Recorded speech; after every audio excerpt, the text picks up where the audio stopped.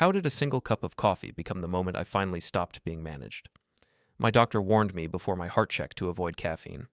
My wife knew it, smiled at breakfast, and switched my cup anyway. I felt it hit, said nothing, and let her enjoy that moment, because it was the last one she would ever win. Before we go any further, take a second to subscribe, hit the hype button, and like the video. It really helps the channel grow. And tell us in the comments, what would you do in this situation? The kitchen that morning smelled like toast and something floral. Lavender, maybe, from the candle Aria lit every morning at exactly 6:47. I know the time because I had been watching routines for weeks by then. Not with suspicion, not yet.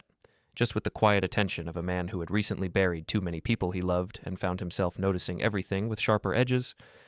My son, Rylan, had been gone for 8 months. My sister, Diane's twin, for 6. The grief sat in my chest like a stone I carried everywhere, and Aria had positioned herself as the only one strong enough to help me bear it. She managed my schedule, she managed my meals, she managed my medications, my appointments, my conversations with family, my silences. I let her. For a while, I let her because I was too tired to do anything else. But that morning, something shifted. I had come downstairs earlier than usual. Nora was already at the table, 10 years old and too perceptive for her own good, pushing scrambled eggs around her plate with the focus of someone solving a complicated math problem. She looked up when I walked in, and her eyes held that careful, searching quality I had noticed more and more lately, as if she was trying to read the weather in my face before the storm arrived. "Morning, sweetheart," I said. "Morning, Dad." She glanced toward the stove where Aria was pouring coffee. "Mom made your special cup." Special cup. That was the phrase Aria had started using about a month ago. She had bought me a new mug, dark blue, oversized, with a quote about strength on the side, and declared it my designated vessel for morning coffee. I hadn't asked for it. I hadn't wanted it. But Aria had a way of making her preferences feel like gifts, and refusing them always seemed ungrateful. I sat down at the table. Aria brought the mug over, set it in front of me with a deliberate pause, and then leaned down to press her lips against my temple. "Drink up," she said. "You have that appointment at 11. The cardiology clinic. Dr. Helen Crawford, who had looked at my test results last week with the kind of focused concern that made me sit up straighter in my chair. She had been clear, very clear. "Avoid caffeine for the next 10 days, Mr. Brantor. Your heart rhythm is irregular, and we need to see if it stabilizes without stimulants before we discuss next steps." I had repeated this to Aria that night, word for word.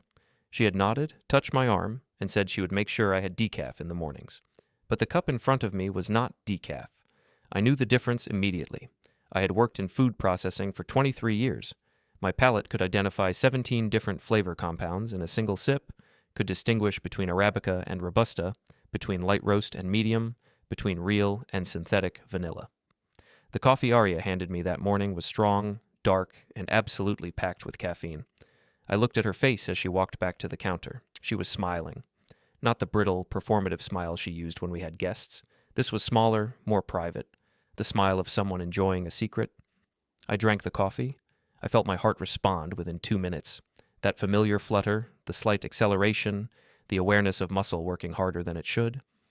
Across the table, Nora was watching me again, her fork suspended over her eggs. Dad, are you okay?" "Fine, sweetheart." I set the mug down. "Just thinking." Aria turned around, and for just a second I caught something in her expression. Anticipation, maybe, or satisfaction. The look of someone watching a trap close exactly as designed. I said nothing. I finished the coffee because stopping halfway would give away that I knew.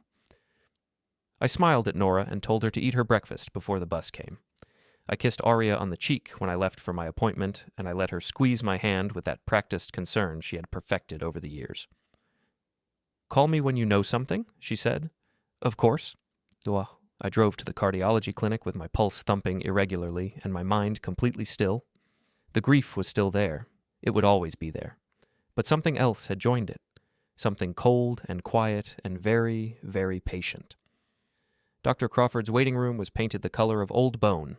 I sat in one of the padded chairs and filled out the same forms I had filled out 6 days ago, and I thought about all the times Aria had spoken for me. The dinner parties where she explained my preferences before I could open my mouth, the family gatherings where she apologized for my moods, my silences, my supposed exhaustion, the medical appointments where she summarized my symptoms while I sat in the corner like a witness to my own story. I had let her. That was the part I kept coming back to. I had let her because losing Rylan had broken something inside me and I thought she was holding the pieces together, but she was not holding them. She was rearranging them, stacking them in formations that made me smaller, quieter, more dependent. The coffee that morning was not an accident. I understood that now with perfect clarity. Mr. Brantor? The nurse appeared in the doorway. Dr. Crawford is ready for you. I stood up. My heart was still fluttering, but my thoughts were organized and precise. I had spent 23 years building systems that identified contamination, traced sources, documented failures. I knew how to gather evidence, I knew how to wait, and I knew that Aria had just taught me exactly what I needed to learn about the woman I had married. Dr. Crawford's office was smaller than I remembered. The examination table sat against one wall, covered in paper that crinkled when I sat down. Her desk faced the window, and behind it she studied her computer screen with the kind of frown that made me very aware of my own heartbeat. Your rhythm is worse than last week, she said without preamble. Tell me what you have been eating and drinking. I told her about the coffee. I told her I had known immediately and consumed it anyway. I told her my wife had prepared it despite being fully informed of her instructions. Dr. Crawford stopped typing and looked at me. Her expression was difficult to read, professional neutrality layered over something sharper. She was in her mid-40s, with silver-streaked hair pulled back in a clip, and she had the kind of eyes that seemed to file away everything they observed. You knew it had caffeine, she repeated. And you drank it. Yes. Why? I thought about how to answer. The room hummed with the distant sound of medical equipment, and outside the window a tree moved in the wind. After a long moment I said, because I needed to understand whether it was an accident or a pattern. Dr. Crawford held my gaze for several seconds. Then she turned back to her computer, typed a few more lines, and pulled a printed sheet from the machine beside her desk. I am going to order additional tests, she said, an extended Holter monitor and lab analysis to check for any medications that might be interfering with your heart function. I want you to wear the monitor for 7 days. You will log everything you consume, including anything prepared by someone else. Do you understand? Yes. I am also giving you a written copy of my dietary restrictions. I suggest you keep it somewhere your wife cannot access. And Mr. Brantor, she paused, and for the first time her professional mask slipped just slightly. If this happens again, I want you to call me directly, not the clinic's main line, my direct number. Understood? I folded the paper and slipped it into my jacket pocket. Understood. The hospital corridor outside felt longer than it had on my previous visits. I walked slowly, passing doors marked with numbers and names, and I found myself thinking about the last time I had been in a hospital for something other than my own appointments. Rylan had taken 3 days. 3 days on machines that breathed for him while we waited to see if his brain would wake up. The restaurant fire that had trapped him in the kitchen started with a grease buildup everyone had overlooked, and by the time the smoke cleared, my son was gone in every way that mattered except on paper. Aria had handled everything, the decisions, the conversations with doctors, the phone calls to family. She had steered me through those 3 days like a captain navigating fog, and I had been grateful. Grateful enough to let her keep steering afterward. But now I remembered details that had not seemed significant at the time. The way she interrupted when I tried to ask questions, the way she summarized my emotional state to the grief counselor before I could describe it myself, the way she managed the memorial service, accepting condolences on my behalf. While I stood silent in my dark suit and wondered why I felt more like a guest than a father. She had used my grief like a doorway, and she had walked through it into every room of my life. I stopped in the corridor. There was a bench against the wall, and I sat down, and I let myself feel the weight of what I was realizing. My heart fluttered, my hands were steady. 8 months of being cared for. 8 months of having my food prepared, my schedule managed, my conversations directed. 8 months of Aria making decisions for my own good, and 8 months of me accepting it because I was too broken to resist. The coffee this morning was not meant to end me. It was meant to keep me sick, just sick enough to need her, just weak enough to stay where she wanted me. I pulled out my phone and looked at my contacts. There was a number I had saved 2 years ago and never used. Andrew Collins, a compliance attorney I had met at an industry conference. Corporate law, procedures, documentation. At the time, I had saved his information without knowing why. Now I understood. I typed a short message. Andrew, this is Finn Brantor. We met at the Food Safe conference in 2022. I need some general advice on documentation and contingency planning. Coffee this week? I hit send. Then I sat on that hospital bench for another 5 minutes, breathing slowly, letting my heart settle into something closer to normal. The walk to the parking garage felt different than the walk in. The light was the same, the temperature was the same, but I was not the same. Something had shifted in that corridor, in that moment of stillness on the bench. I was not going to confront Aria, not yet. Confrontation was her territory. She was better at it, faster at it, more practiced at steering emotional conversations toward outcomes she had already decided. No, I was going to do what I did best. Observe, document, trace the contamination back to its source. In my car, before starting the engine, I opened a note app on my phone and created a new folder. I named it Medical Records Personal. Then I typed the date, the time, the specific coffee incident, and Dr. Crawford's response. Entry 1. Evidence of pattern. I drove home with the radio off and the windows down. The spring air smelled like cut grass and distant rain. When I pulled into the driveway, Aria was waiting on the porch with her arms crossed and a worried expression arranged perfectly on her face. "What did the doctor say? I tried calling you twice." I had ignored the calls. I smiled at her now, the same kind of small, private smile I had seen on her face that morning. "Nothing new," I said. "Just more monitoring." She searched my expression for something and apparently did not find it, because her shoulders relaxed. "Okay, that is good. Come inside. I made lunch."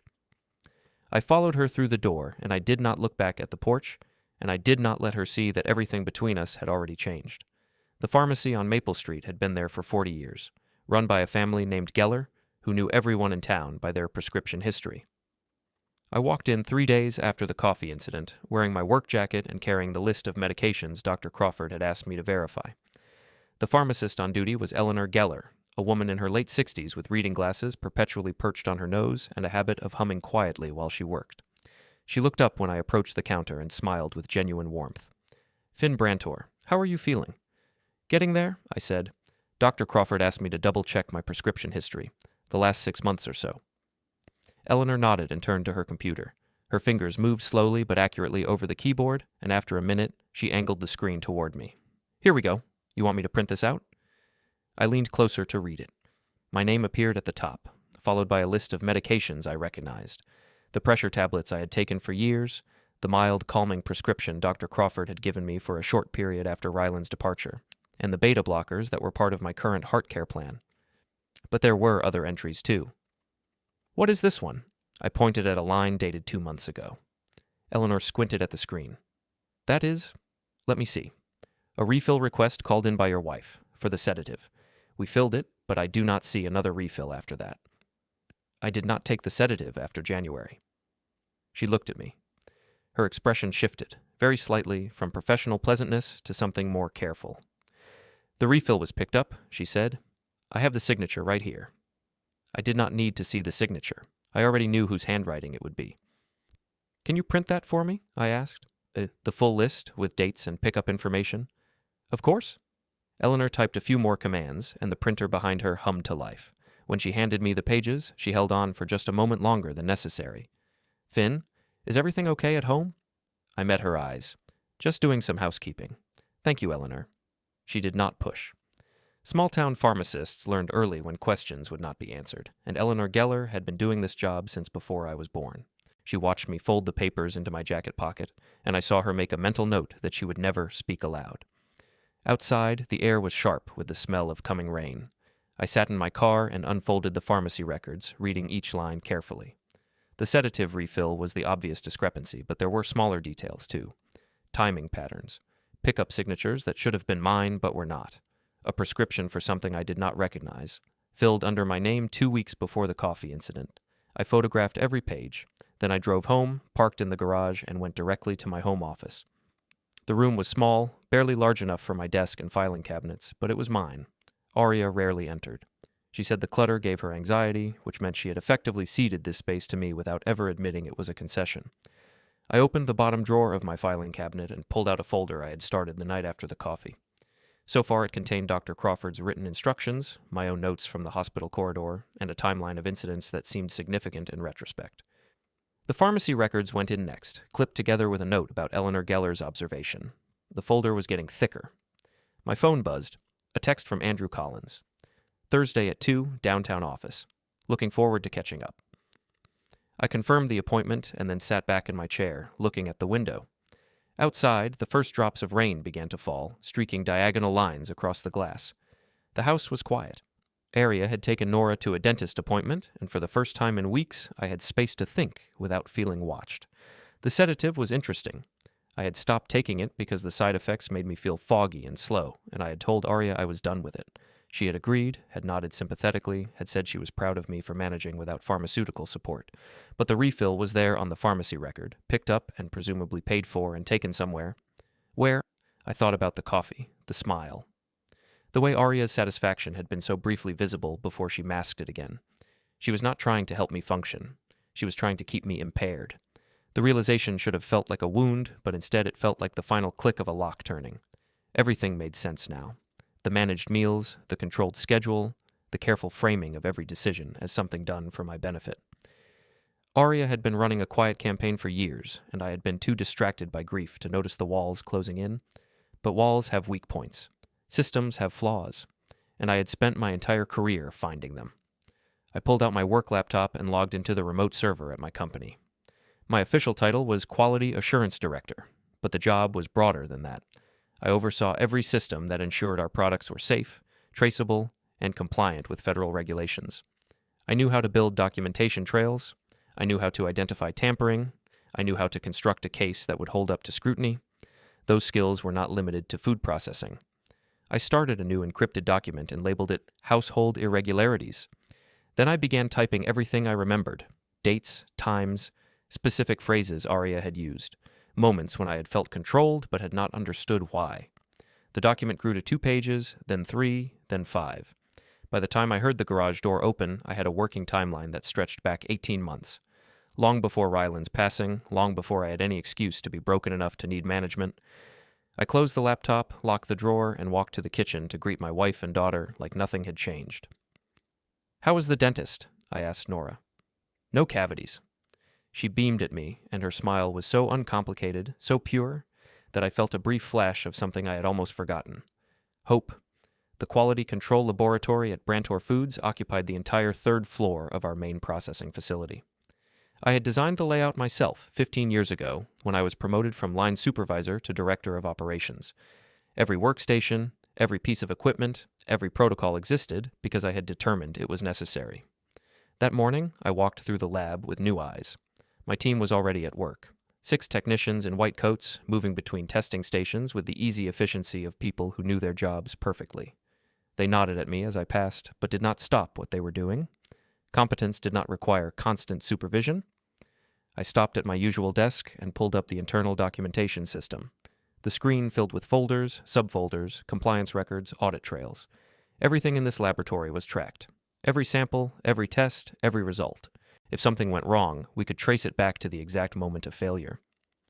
I clicked on a folder labeled Authority Protocols and began reading. The company's governance documents were complex, but I had helped write most of them. As QA director, I had specific authorities that could not be overridden by anyone below the executive level. My signature was required for product releases. My approval was necessary for supplier changes. My documentation was the official record for regulatory audits. On paper, I was indispensable. But recently, I had started to notice something troubling. Decisions that should have required my input were being made in meetings I was not invited to. Emails were going to distribution lists that excluded my address. My brother-in-law, Caleb, who worked in operations management, had started speaking for our department in executive briefings. Caleb Brantor, Aria's older brother, the man who had never bothered to hide his belief that I was too soft, too quiet, too passive for the job I held. I pulled up the meeting calendar for the past 3 months and started cross-referencing. The pattern was subtle but clear.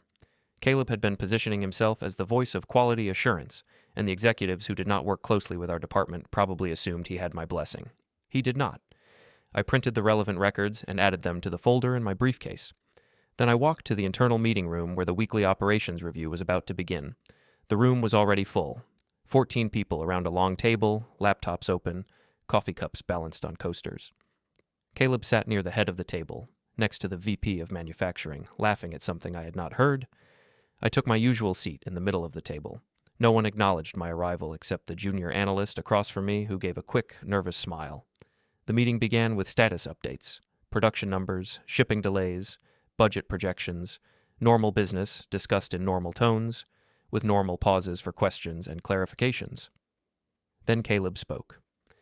"Before we move on, he said. I want to update everyone on the supplier qualification issue. I have been working with the lab team to accelerate the timeline, and we should have preliminary approval within the week.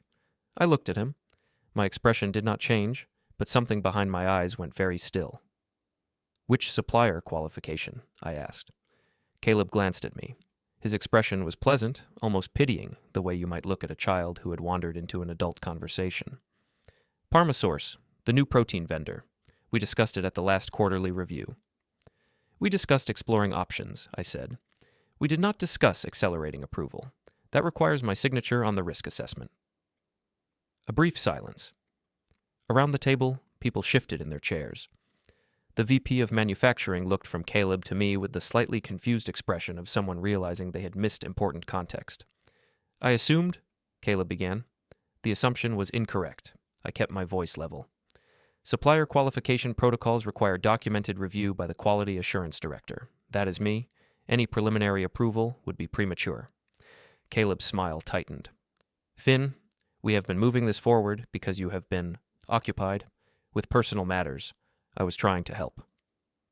I appreciate the intention, I said, but my signature is still required. Please route the documentation to my office by end of day. The meeting continued after that, but the temperature had changed. People avoided looking at Caleb. The VP of manufacturing made a point of confirming directly with me on 2 subsequent agenda items. By the time we adjourned, the hierarchy had been quietly reinforced.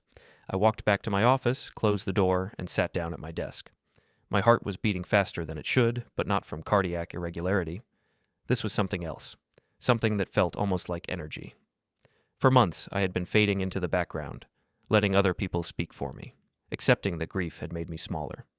But the coffee incident had woken something up, and that something was starting to remember what it felt like to occupy space. I pulled out my phone and checked my calendar. The company-wide meeting was scheduled for next Friday, an annual tradition where leadership addressed all employees and made announcements about strategic direction. Attendance was mandatory. Everyone would be there, including Aria, who was nominally a consultant for our HR department, including Caleb, who seemed to think he could speak for my entire division. I opened a new message and typed a note to the executive assistant who coordinated such events. Please confirm that the AV equipment will support presentation slides from external devices. I may have documentation to share. The response came within minutes. Confirmed.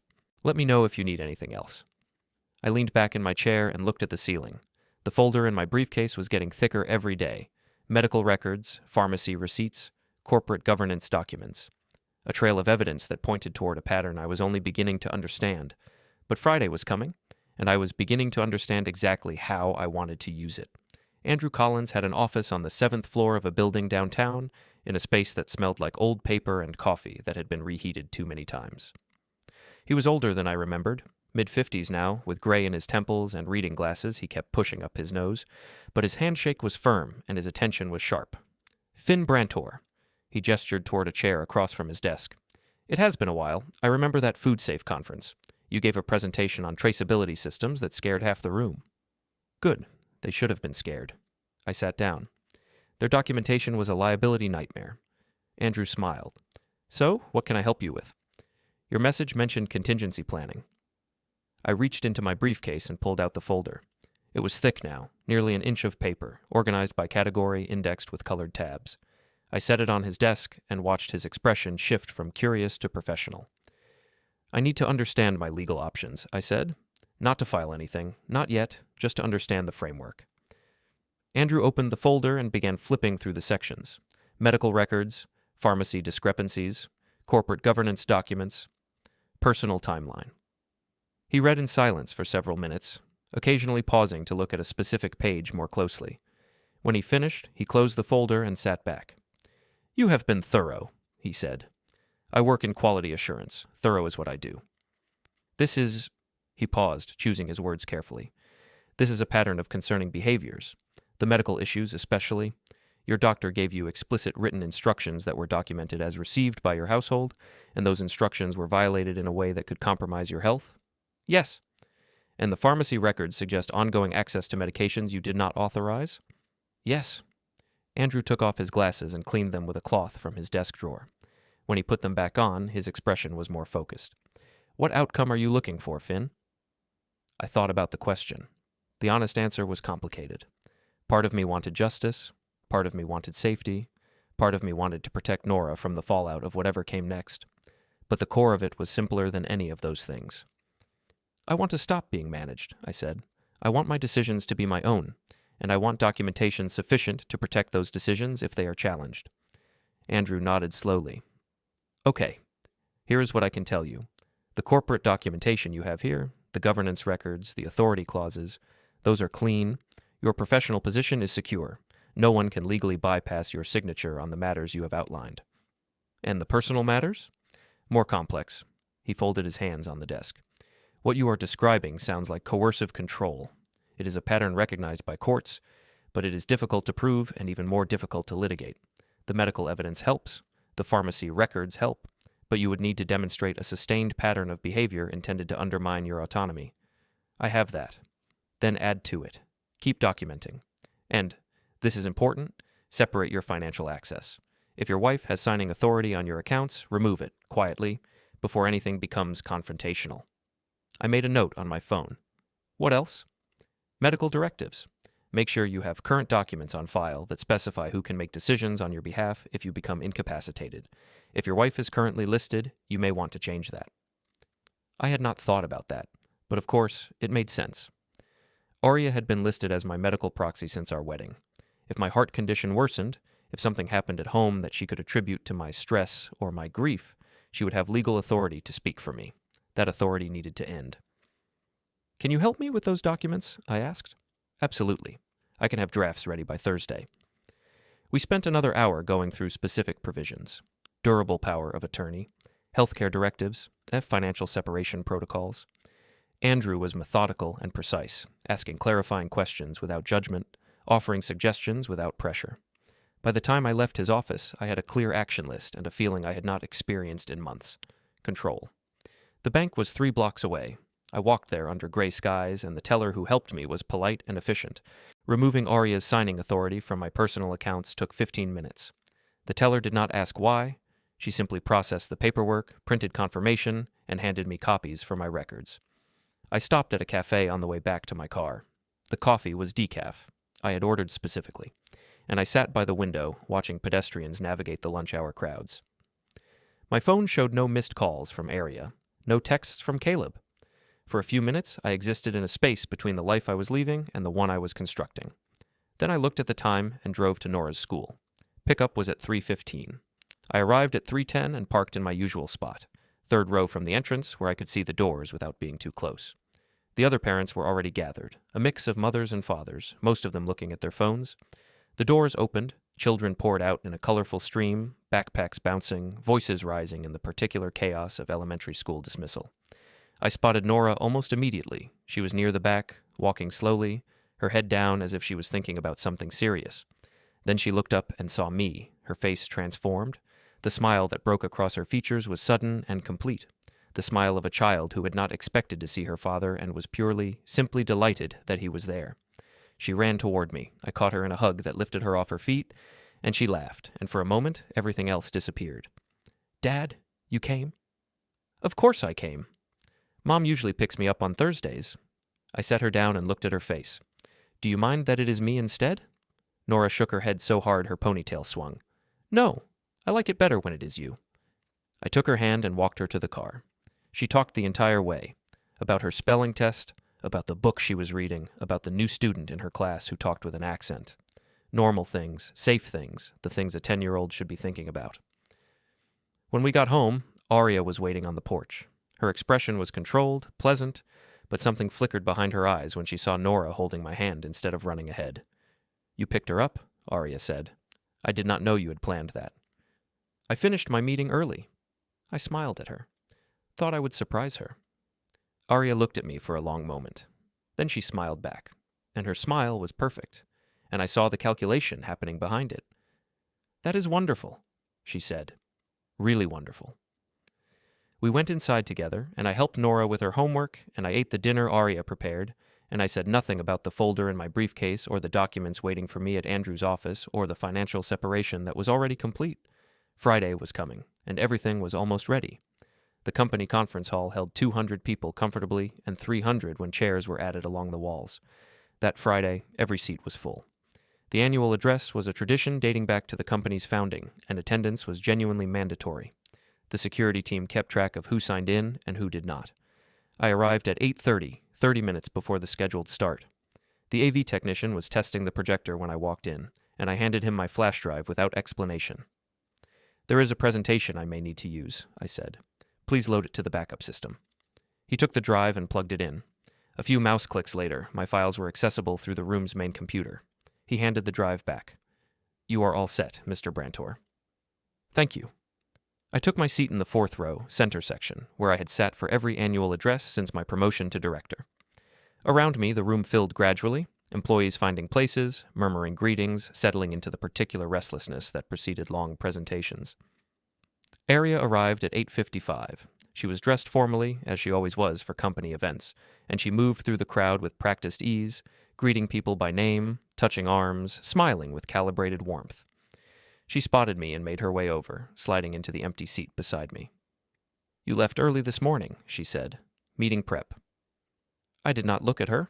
My eyes were on the stage, where the VP of Operations was reviewing notes at the podium. "With who?" "Internal." I paused. "Will Caleb be presenting today?" Aria's expression flickered, just slightly. "He mentioned something about the new supplier initiative. Why?" I shrugged. "Just curious." The program began at 9 called sharp. The CEO spoke first. Quarterly results, strategic vision, the usual combination of celebration and aspiration. Then the CFO reviewed the financial outlook. Then the VP of Operations introduced the department updates. Caleb's segment came 45 minutes in. He walked to the podium with the confidence of a man who believed he was performing well. His slides were polished. His talking points were organized. He spoke about the Parma source qualification as if it were a foregone conclusion, a done deal, something that needed only formalization. He did not mention that my signature was still required. He did not mention that I had refused to give it. When he finished, there was polite applause. He returned to his seat 2 rows ahead of me and glanced back briefly. His expression was satisfied, the expression of someone who believed they had won. I waited. The VP of Operations returned to the podium. "Before we move to the break, does anyone have items for the open floor?" My hand went up. There was a brief pause. Open floor contributions at the annual address were not unusual, but they were typically coordinated in advance. The VP looked at me with mild curiosity. "Finn, go ahead."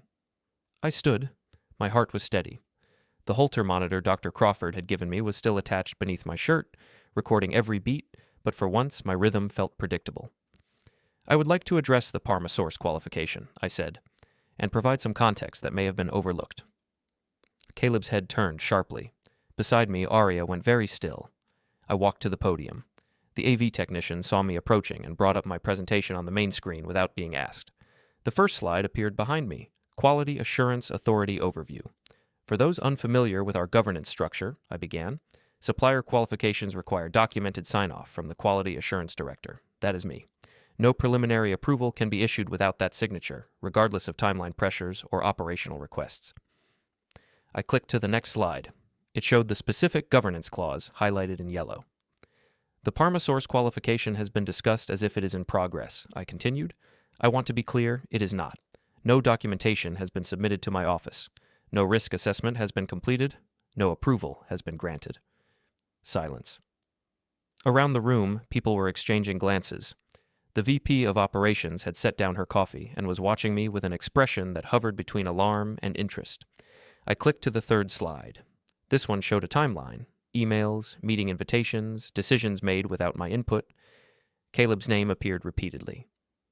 "For the past 3 months, there has been a pattern of communication that excluded my office from discussions where my authority is required."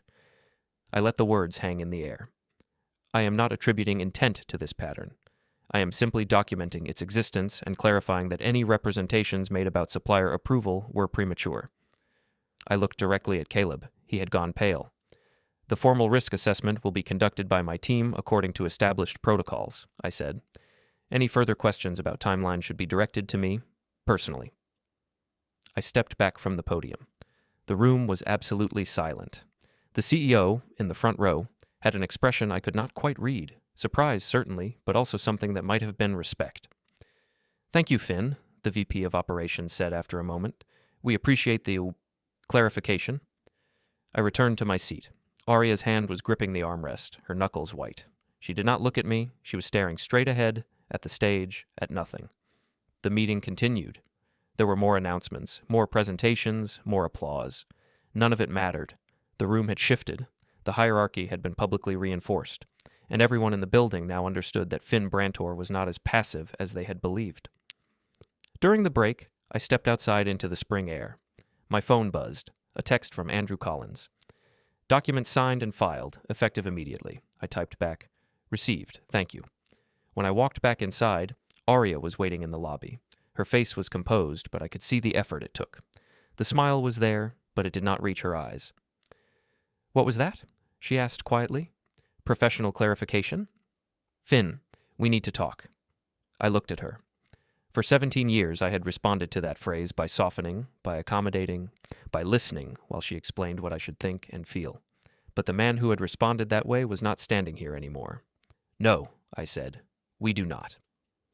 I walked past her, back into the conference hall, and took my seat in the 4th row, center section. And for the first time in longer than I could remember, I did not look back. The days after the conference were quiet in a way that felt different from normal quiet. Aria moved through the house with careful precision, her routines unchanged, but her timing suspicious. She made breakfast at the same hour, prepared dinners with the same ingredients, asked the same questions about my day, but something behind her eyes was calculating, assessing, waiting. I watched her the way I had once watched contaminated production lines, looking for the source, tracing the pattern. Dr. Crawford called on Tuesday with my Holter results. "Your rhythm has stabilized significantly," she said. "The irregular episodes have decreased by about 60%. Whatever you have been doing differently, keep doing it." I have been managing my own intake more carefully. There was a pause. "Good. I want to see you next month for a follow-up. And Finn, keep documenting." I understood what she meant. The documentation was not just about my health anymore. At work, the atmosphere had shifted. People who had ignored me for months now made a point of greeting me in hallways. Caleb avoided eye contact when we passed. The VP of Operations sent a formal email requesting my input on 3 pending initiatives, and when I responded, she thanked me for your leadership. Leadership. The word felt strange, but I was starting to understand what it meant again. On Wednesday, I had lunch with my sister, Diane. We met at a diner halfway between her apartment and my office, a place we had visited since childhood when our parents needed a break. Diane looked tired, the kind of tired that comes from worrying about someone you love without being able to help. "You seem different," she said, stirring her coffee. "Better, but also different." "I am." "What happened?" I told her. Not everything, not the full documentation, not the legal filings, but the shape of it. The coffee incident, the pattern of control, the slow recognition that my grief had been exploited, my agency systematically undermined. Diane listened without interrupting. When I finished, her eyes were wet. "I knew something was wrong," she said. "After Rylan, I tried to talk to you, but she was always there, always in the conversation, steering it somewhere else. I thought I was imagining things. You were not. What are you going to do?" I looked at my coffee. Decaf. My choice. I am going to protect myself and Nora, legally, financially, professionally, and then I am going to end the arrangement on my terms, not hers. Diane reached across the table and took my hand. "I am with you, whatever you need." "Thank you."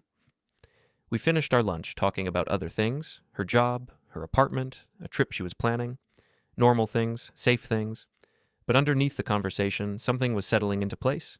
Support, witness, backup. That night, Nora asked me to read to her before bed. She was in her pajamas when I came upstairs, curled under her comforter with a book about horses that she had read 4 times already. I sat on the edge of her mattress and took the book, and she snuggled closer. "Dad?" "Yes, sweetheart." "Are you and Mom fighting?" I paused. Her question was careful, the way children ask questions when they already know part of the answer but hope to be told something different. "We are having some disagreements," I said, "about how things should be handled." "Like at work?" "A little bit like at work. Yes." Nora considered this. "At work, you are the boss of important things, right?" "Right." "So, can you be the boss of the disagreements too?" I looked at her small, serious face and felt something crack inside my chest, not breaking, opening. "Yes," I said. "I can." She smiled and snuggled closer, and I read to her until her eyes grew heavy and her breathing slowed into sleep. Then I sat in the darkness of her room for a long time, listening to the house settle around us. Aria was doing something in the kitchen. I could hear cabinet doors opening and closing, water running, the quiet clink of dishes being arranged. Normal sounds, routine sounds. But the routine was mine now, not hers. Friday came again. 1 week since the conference. I left for work early before Aria woke up. My briefcase contained everything I needed. The final documents from Andrew Collins, the updated medical directives, a copy of the financial separation paperwork filed with the bank. The folder had grown to nearly 2 inches thick. At 9 o'clock, my phone buzzed. A text from Aria. "Can we talk tonight? There are things I need to understand." I typed back, "I will be home at 6. But I did not intend to talk. Not the way she meant. Talking was her territory. The place where she excelled at redirecting, reframing, transforming. I had spent years in conversations that ended with me apologizing for feelings I had every right to have. Those days were finished. At 5:30, I called Diane. "I need you to come to the house tonight," I said. 8 o'clock. "There are things I am going to say, and I need a witness who is not employed by my company." "I will be there." I drove home with the radio playing something quiet and the windows down. The spring air smelled like freshly cut lawns and distant rain. My heart rate was steady. My hands were steady. Everything I had built over the past weeks was in place, and the only thing left was to use it. Aria was waiting in the kitchen when I walked in. She had prepared something elaborate for dinner. Roasted meat, vegetables arranged artfully on plates, candles lit on the table. Nora was already eating, focused on her food with the careful attention of a child who sensed tension and was trying not to draw attention to herself. "Welcome home," Aria said. Her smile was beautiful. It always had been. I set my briefcase by the door and sat down at the table. "Thank you for dinner." "Of course." She sat across from me. "I thought we could eat together as a family, talk about some things." "Yes," I picked up my fork. "We can do that." The meal proceeded in careful silence. Aria attempted conversation several times, asking about my day, commenting on Nora's school project, mentioning a neighbor's new car, but I responded with single sentences and returned to eating. At 7, Nora asked to be excused. I walked her upstairs, helped her get ready for bed, and read to her until she was nearly asleep. "Dad?" "Yes?" "Something is going to happen. Is it bad?" I looked at her face, so young and already so observant. "Something is going to change," I said. "But it is not bad, I promise." She nodded, and her eyes closed, and I kissed her forehead and left her room. Diane arrived at exactly 8 o'clock. I heard her car in the driveway and went to the door before Aria could intercept her. "Come in," I said. "We are going to have a conversation." Aria appeared in the hallway behind me. Her expression shifted when she saw Diane. Surprise, then calculation, then a careful arrangement of pleasantness. "Diane, I did not know you were coming." "Finn invited me." Diane looked at me. "Where do you want to do this?" "The living room." We gathered in the space where we had hosted dinners and holidays and normal family evenings, but tonight the furniture felt different. The couch where Aria usually sat looked smaller. The chair where I positioned myself felt solid and grounded. Diane sat in between, her presence a neutral anchor. "I asked Diane to be here because I want a witness to what I am about to say," I began. "Not because I expect disagreement, but because I have spent years in conversations that were later described differently than I remembered them. I want an accurate record." Aria's composure flickered. "Finn, this is very dramatic. Whatever you need to discuss, we can—" "I am not discussing," I held up my hand. "I am informing." I reached for my briefcase, opened it, and pulled out the folder. The documentation I had spent weeks compiling, the evidence of patterns and violations and systematic control. "I am going to walk through this briefly," I said. "Then I am going to tell you what is going to happen next." I started with the medical records, Dr. Crawford's written instructions, the caffeine violation documented in my Holter monitor data, the pharmacist's records showing prescription refills I had not authorized. Aria's face went pale as I spoke, but she did not interrupt. Then I moved to the corporate documentation, the meetings I had been excluded from, the decisions made without my input, Caleb's pattern of overreach, and the way it had been silently enabled. "Your brother believed he could speak for my division because you told him I was incapacitated by grief," I said. "That was not accurate, and it is no longer relevant." Aria's mouth opened, closed, opened again. "Finn, you have to understand." "I understand perfectly." I set down the papers. "For years you have positioned yourself as my support while systematically undermining my independence. You have controlled my schedule, my medical access, my professional relationships. You have used my grief as a tool to justify your management." Diane was watching Aria's face. Her expression was unreadable, but her presence was steady. "I am not angry," I continued. "I was, briefly. But anger is your territory. You excel at navigating it, redirecting it, using it against whoever expresses it. So I chose a different approach." I pulled out the final set of documents, the ones Andrew Collins had prepared. "As of last week, you no longer have signing authority on any of my accounts. My medical proxy has been updated to designate Diane as my primary decision-maker. My professional authority has been formally clarified and documented in company records." Aria stood up. Her hands were shaking. "You cannot do this. We are married. There are?" "There are legal processes," I agreed, "and I will follow them precisely. But the access you have had, the control you have exercised, that ends tonight." Diane spoke for the first time. "Aria, I think it would be best if you listened to the rest." Aria looked at Diane, then at me, then at the folder of documentation spreading across the coffee table. The calculation behind her eyes was visible now, unmasked. She was looking for an angle, a redirect, a way to transform this conversation into something she could steer. She would not find one. "What do you want?" Aria asked finally. Her voice was different now, smaller, stripped of the confident management tone she had used for years. "I want this house," I said. "The one I paid for. I want primary custody of Nora. I want a separation that protects my health, my career, and my family. And I want you to understand that if you attempt to challenge any of this through legal channels, you will be challenging documentation that is comprehensive, verified, and witnessed by people who are no longer under your influence." Aria sat back down. She was staring at the floor, and for a moment, I saw something I had never seen before. Not the management, not the control, not the careful arrangement of face and voice that she had perfected over 17 years. Fear. "You planned this," she said quietly. "All of it. While you were enjoying the coffee moment?" I finished the sentence. "Yes." The silence stretched. Outside, a car passed on our quiet street, its headlights briefly illuminating the curtains. "I think we are done for tonight," I said. "Diane will be staying in the guest room. Tomorrow you can begin making arrangements, but you will not be making them under this roof indefinitely." Aria stood up. She looked at me, and I saw 17 years of marriage in her expression, the early happiness, the gradual shift, the pattern I had only recently understood. "You were not supposed to be this person," she said. "No," I agreed. "I was supposed to be managed." She walked out of the room. A moment later, I heard the bedroom door close. Diane exhaled. "That was something." "Yes." I started gathering the papers, returning them to the folder with the same methodical care I had used to compile them.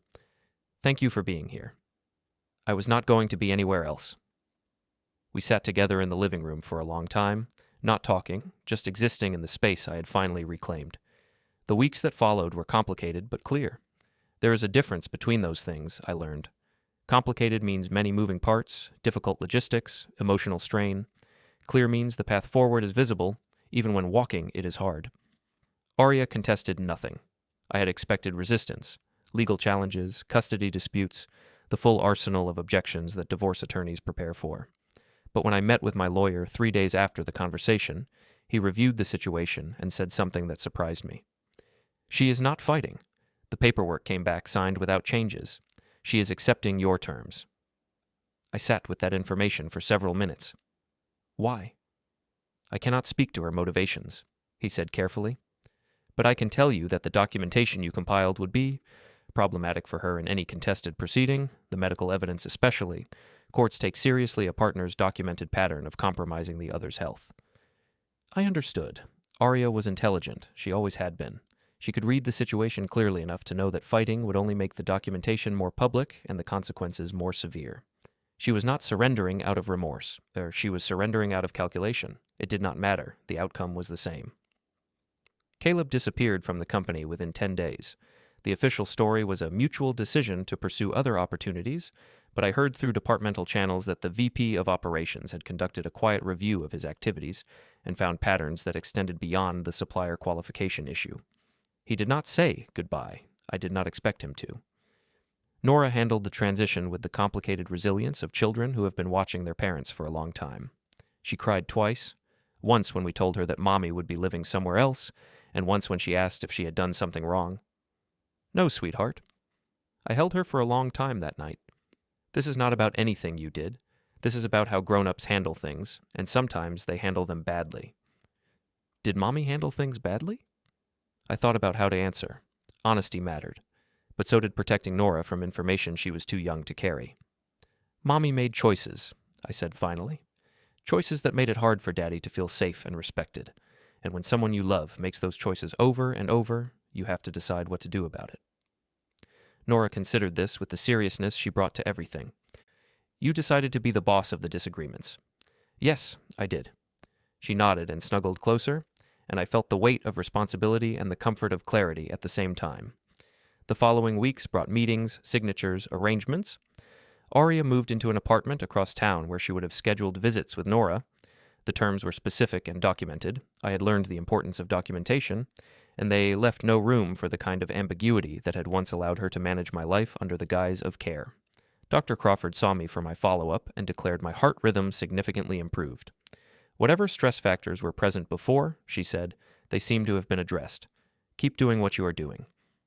I thanked her and meant it. She had been more than a cardiologist. She had been a witness, an ally, a source of documentation that had helped me understand the truth. At work, my authority was no longer questioned. People who had dismissed me as grief-stricken and passive now saw something different, a man who had been underestimated and who had responded with precision and patience. The VP of Operations mentioned during a review meeting that she appreciated my leadership during a challenging period. I smiled and said nothing. Leadership. I was still learning what the word meant for me. Diane came for dinner every Sunday. She helped Nora with homework, talked with me about plans and possibilities, and occupied the role of family witness that had been vacant for too long. "You are doing good," she said one evening, watching me prepare a meal in my own kitchen, for my own household, on my own terms. "Really good." "It does not feel finished yet," I admitted. "Healing never feels finished, but you are getting there." She was right. The process was ongoing. The grief for Rylan was still present, would always be present, but it no longer had the shape of a doorway through which someone else could walk into my life and take control.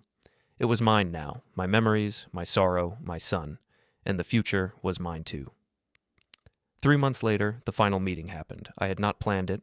Some things come without planning, the right moment, the alignment of circumstance that makes clarity possible. It was a Saturday morning. Nora was at a birthday party, and I had driven to the grocery store. The parking lot was half empty, early enough that weekend shoppers were still sleeping. I was loading bags into my car when I saw Aria. She was standing near her vehicle, watching me. Her expression was difficult to read. Not angry, not contrite, something in between. She looked thinner than 3 months ago, older, as if losing control had redistributed something essential in her face. We looked at each other across 20 feet of asphalt. I closed my trunk and waited. She walked toward me slowly. When she was close enough to speak without raising her voice, she stopped. "Finn?" "Aria." Silence. A car passed behind us. "I did not expect to see you here," she said. "It is a public parking lot. We live in the same town." She nodded. Her hands were clasped in front of her. "I wanted to say—" She paused. "I have been thinking about what happened. I handled it wrongly, the medical things especially. I convinced myself I was helping, but I was making decisions that were not mine to make." I watched her face. The admission was real, I thought. Not the full truth. More calculated than she was acknowledging, but real enough. "Yes," I said. "You were." "I am sorry." The words hung in the morning air. I let them settle. "I hear you," I said finally, "but your apology does not change the outcome. Not the custody arrangement, not the financial separation, not any of the protections I have put in place. Those exist because they are necessary, and they will remain because they protect me and Nora." Aria flinched. "I was not asking for—" "I know. I am stating clearly what the limits are. We can be civil. We can cooperate about Nora's schedule. But we will never again be in a situation where you have access to my medical decisions, my finances, or my professional authority. That is permanent." She looked at the ground, then back at me. "I understand." "Good." I paused. "How are you doing? Honestly." The question surprised her. I saw calculation flicker. Was this a trap? But there was nothing behind it except the question itself. "I am adjusting," Aria said. "The apartment is quiet. I miss having things organized the way I wanted them." I almost smiled. That is honest, at least. We stood in the parking lot for another minute. the silence between us different from before. Not comfortable, but not hostile either. "I should go," I said. "Tell Nora I said hello when you see her Wednesday." "I will." I got in my car. Through the windshield, I saw Aria still standing there. Then she turned toward her own vehicle, and I drove home. The house was quiet. Nora would be back in 3 hours. I put away the groceries and sat at the kitchen table, the same table where it had started. I looked at the spot where the blue mug had sat that morning 3 months ago. The mug she had filled with regular coffee while smiling with the satisfaction of someone enjoying her private victory. She had thought she was winning.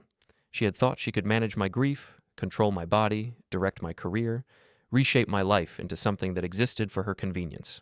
She had been wrong. I walked to the cabinet where the blue mug still sat. I looked at it. The inspirational quote about strength, the color Aria thought suited me. Then I picked it up and dropped it into the trash. The sound was clean and final. I walked outside onto the back porch and looked at my yard. The grass needed mowing. The sky was clear and blue and absolutely mine. I had been managed for years, undermined, controlled through concern, diminished through care. My grief had been used as a doorway. But I had closed that door. Not with confrontation. Aria was better at that. Not with anger. That was her territory. I had closed it with documentation, with patience, with the methodical approach I had spent my career developing. I had traced the contamination to its source. I had protected what mattered. And now, standing on my own porch, with my daughter coming home and my sister visiting tomorrow and my career stable and my health improving, I understood something I had almost forgotten. I was not managed anymore. I was free.